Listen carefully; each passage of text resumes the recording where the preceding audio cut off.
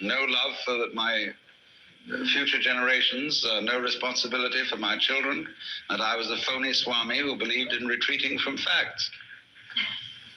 But I maintain my position. Robert Oppenheimer, a little while before he died, said that it's perfectly obvious that the whole world is going to hell. The only possible chance that it might not is that we do not attempt to prevent it from doing so.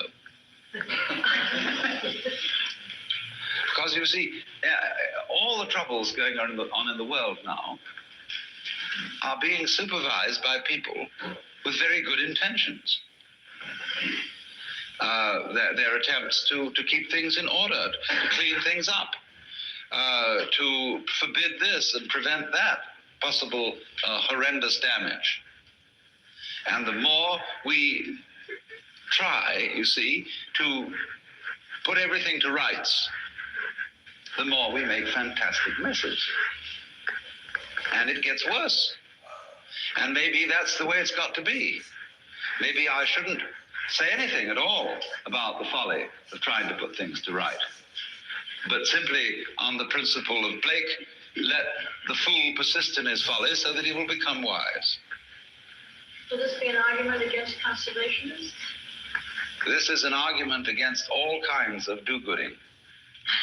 In other words, what I'm saying is, don't take me too seriously. I'm pitching a case for the fact that the civilization has been a mistake. That it would be much better to leave everything alone. That the wild animals are wiser than we, in that they, putting it in our crude and not very exact language, they just follow their instincts.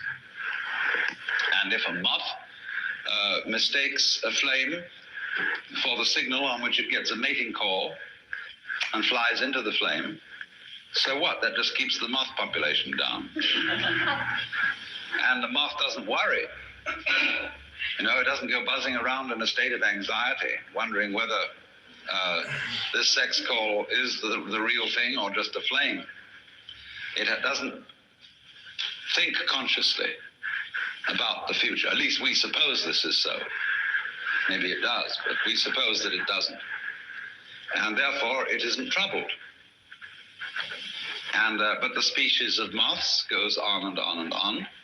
And so far as we know, it's been around for an incredibly long time, and maybe even longer than we have. Bees, ants, creatures of this kind, they have long since escaped from history, so far as we can see. In other words, they live a settled existence, which you might consider rather boring, because it doesn't have constant change in the way that we do. They live the same rhythm again and again and again and again, but because they don't bother to remember it consciously, it never gets boring. And because they don't bother to predict, they're never in a state of anxiety. And yet they survive. Now we, who look before and after, as Emerson says, and predict, and are always concerned whether this generation is going to be better or worse than the one that came before, we are tormented. And we just don't realize, because of this tremendous preoccupation with time, we don't realize how beautiful we are, in spite of ourselves. Because you see, the conscious radar is a troubleshooter. It's always on the watch out for variations in the environment which may bring about disaster. And so consciousness is from one day's end to another entirely preoccupied with time and with planning and with what has been and with what will be. And since troubleshooting is its function, we then get the general feeling that man is born to trouble.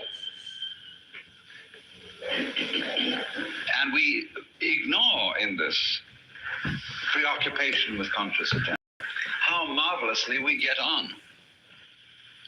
How, for most of the time, our physical organs are in a fantastically harmonious relationship.